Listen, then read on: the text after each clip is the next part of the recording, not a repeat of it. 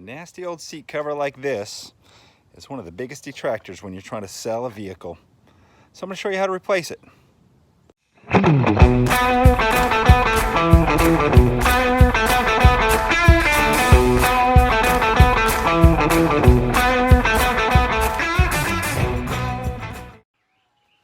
Hello my friends, and welcome to Tom's Tinkering and Adventures. Today I'm going to show you how to do a seat cover install. Now of course this is not the only way, but this is the way I do it, so bear with me. We've got the seat cover for the Suzuki LTR450. It's been sitting out in the sun. The seat foam's not in amazing condition, but not too bad. Now if you have seat foam that's missing, you're going to have to come up with a solution for that. I have an old seat somewhere up there in those rafters, an old extra seat off of something, and what I do is I cut a square or rectangle or whatever out of it, the damaged seat, and then I cut a similar shaped piece out of my extra seat and I put it in there and mess around and shape it up. So that's what I do. I'm sure there's other solutions for that. But to get started here, what we're going to do is we're going to remove all of these staples. And as you can see, there are, I think it's called a metric S-ton staples all along the outside edge. So we're going to start by removing those. I do not work in an upholstery shop. I have never worked in an upholstery shop, but this is what I use. These are my garage tools that I use for removing a seat cover. A couple of flathead screwdrivers and a couple of different pliers or cutters. And what I do is get on the screen and then get underneath the staple and peel it up a little bit. Sometimes you get lucky, you can peel the whole thing out. Sometimes one leg of them breaks off. But generally what I do is I try to peel at least one leg of the staple out. And then once I have one leg of the staple out, then I use the needle nose pliers and I turn it like that and pull the staple out. And I like to have something nearby to drop them all into. It'd be nice if that was a metal pan, so it would sound like on those cowboy movies when they take a bullet out of somebody. Doesn't have quite the same effect here, but that's what I do. So this is going to take a couple minutes, you know, going around here taking out the 17,000 staples. So I'll get them all out, we'll come back. As you get down to the last couple of staples, it gets kind of exciting, you know, like getting those last pieces of clothes off your lever. So, you know, we're getting ready to peel the clothes off of this seat. Hey, you know, just trying to make exciting YouTube content here. Who else could make a seat thing erotic? I'm sure someone could. All right, so at this point, I think I got them all out. And what we got to do is get this seat cover off. Sometimes they kind of stick to the foam. So I'm just using a screwdriver here. A putty knife would probably be better. Just something to kind of gently caress it off of there. And then as you go along, you might find there was some hidden ones. Like there's a hidden one down here I missed. Looks like it kind of broke, but that's okay. And just peel the seat cover off. I'll come back once I got this part done. Hey, I checked the box. It said this content is not for children, so I'm covered. There she is, all naked. There's all your bullets, remember? Now, the biggest tip I can give you on doing a seat cover is wait till you got a nice, beautiful Southern California day and set your new seat cover out in the sun to get nice and hot, because you always want to warm up before you stretch out. Works in you know, workouts and running and that sort of stuff, and it works on a seat cover as well, because these seat covers need to stretch. So it's been sitting out here in the sun warming up. I'm going to get my work area cleaned up and get my tools ready, and we'll bring you on back. All right, there's our warmed up seat cover. I used to have a pretty decent electric staple gun, but I loaned it out at some point and I can't find it. That's my fault. I do that quite often. I'm missing a lot of tools because I'm just too much of a nice guy. But you can do it with a manual staple gun. Pneumatic one works well also. Looks like I'll be going to Harbor Freight. They sell a decent, I think, pneumatic one, pretty cheap. Most of your, at least your newer seat covers have what's called like a seat pocket up at the front. So what you want to do is put that over the front of the seat. Try to get your seam lined up. See the seam here?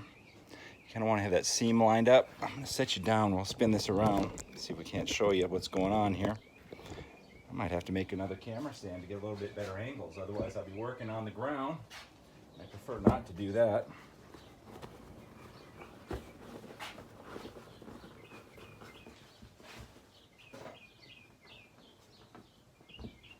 I'm going to kind of fit the whole cover over this at this point as well.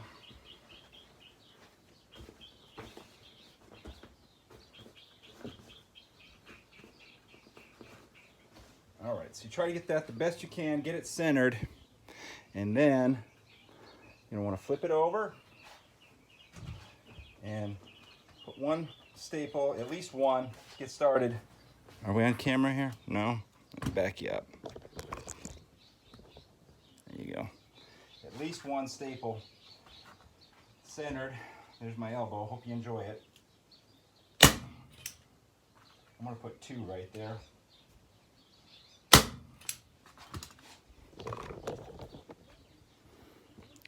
That center seam, we're kind of lined up with the center there. Don't worry if there's extra. We're going to go back after the fact.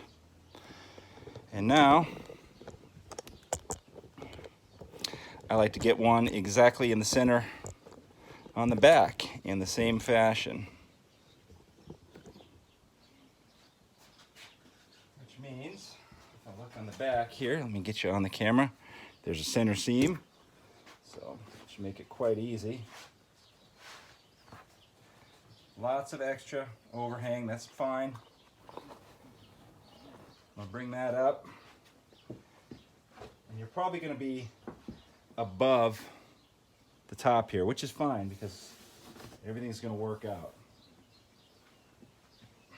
So you want to have a little bit of tension there actually, so I'm going to pull this back a little bit, get you on the screen, and we will put one in the center here too. And that one didn't catch, which is sometimes happens. No big deal. It's all about having some patience here, ladies and gentlemen. Patience. And if you're using one of these manual staple guns, sometimes you have to put extra pressure down on it to make sure it gets in there. All right. Front and back is set. This quad seat's a little bit bigger than motorcycle seats that I usually work on, so it kind of has a different shape. So for this one, we kind of come down and then back out and around. So what I'm going to do for this one is I'm going to work this first leg of it here, kind of this angle, and I'm going to pull this over, kind of getting a feel for it.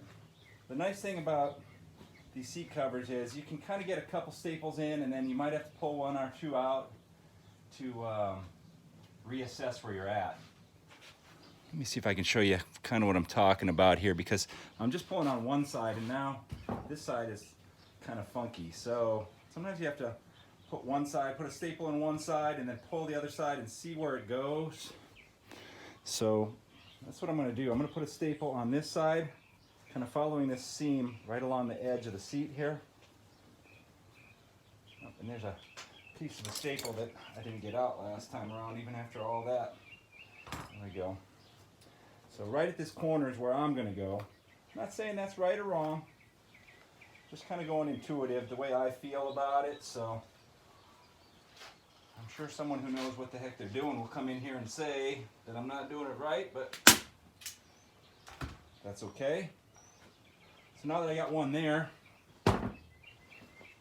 you see all the wrinkles and stuff on here, but all this can get worked out as you go. So I'll put one on the other side here. Same sort of place, kind of pulling down, back, moving everything as we go. Now I've worked ahead a little bit here, and I put a staple right there and right there. We're starting to see some wrinkles forming, but part of it is this foam isn't perfect right there. So You can see that's showing through there, even that little bit. But that's okay. We're not going to be overly concerned. It's more about getting a nice seat cover on here than anything. But another part of it is I possibly didn't have enough tension front to back. So I'm pushing some of the wrinkles out towards the back. And since I only put one staple in the back, I'm going to pop that one out, pull a little bit more tension to the back, maybe pull this this little nameplate thing here back an inch or so, and then we'll continue on. So that's why you don't get too crazy on the staples immediately. Just put one or two in, and if you have to pull them out and reposition, that's fine. Okay, now just taking my time, I'm going to work around this back big part first. You know, work this out, and then I'm going to work forward from there. That looks like it's going to be my best success. Just pushing it out by my hands, I can see that I can take most of these wrinkles out. So unless you want to watch me do 50,000 staples, I'm just going to come back after I kind of get this back area done. And I'm only going to put probably between this back center one and this corner one, I'm probably only going to put 6 or 8. And then once you start getting a nice look on the whole thing, then you can go back and fill in the 50 billion. You can see it's starting to take shape here pretty decent. A couple little wrinkles here, but since I have the staples so far apart, you can see how when you pull these, well, hopefully you can see it, it's going to take out these little wrinkles on the edge. But I've gotten almost everything out here, and I haven't even put additional staples beyond this area. This, unfortunately, is not going to be invisible, so you're going to see that little chunk that's missing. Remember I showed you it was just a little piece missing out of there? So I guess in retrospect, maybe should have done something with that, but I didn't really feel like messing with that little piece of foam. But you can see how much shows through on these covers. So on this side, you can see this. I haven't gone beyond here yet, but we'll be able to pull that all out just by applying pressure and manipulating it. You can pull it back that way. See how that came out of there? Just by pulling this back this way. So just, you got to do a little bit of experimenting. I'm going to continue putting more staples along here and then up at the front. Sometimes you have to fold the fabric over on it to itself. This kind of gripper seat cover is really nice to work with. The more vinyl-y ones, not quite as fun, but this has a lot of give and a lot of stretch. And at this point, I've got pretty good removal of the wrinkles across the entire thing. Like I said, we've got this chunk, unfortunately, that you can see pretty visibly there, but everything else, it's looking really nice around the edges. It's tight on the top of the seat. So now we're going to go through and just go crazy with the staples. As you can see, I've already started here. So I'm going to go all the way around, make sure we have good coverage with the staples, and then I'll show you trimming this thing. Well, it looks a world better even with that chunk there that I keep bringing up. You could really just leave it like this if you wanted to, leave the excess, but some bikes, the fit is really crappy, so you won't be able to get the seat on the bike like that. And of course, you know, it just looks like poo. So you can use your little handy dandy razor knife to cut it, scissors, one of these industrial shears. Let's see how that works. We'll try that first. This is, I think, $1.99 at Harbor Freight Tools. Lovely. And you don't have to get it exactly right next to the staples. So just trim it down, and once that's done, we'll go put it on the quad and see how she looks. Well, there you go. Shadows came in while we were working on this, but I don't know about the rest of y'all, but I think that looks worlds better. Even with this chunk, kind of kicked myself in the ass for not doing something about that, but it's okay. Lesson learned. Once again, I'm always learning something. Not too hard of a job. Doesn't require a whole lot of tools that you probably don't already have. If you don't have a staple gun, you should get one, because you can put up, you know, no trespassing signs and missing cat signs and garage sale signs and all that sort of stuff. I think I said garage sales twice. All right, if you're digging what I'm putting out, give me a thumbs up, leave a comment down below. If you're not already a subscriber, please consider doing so. Thank you very much for watching. Get out there and find your adventure. Adios.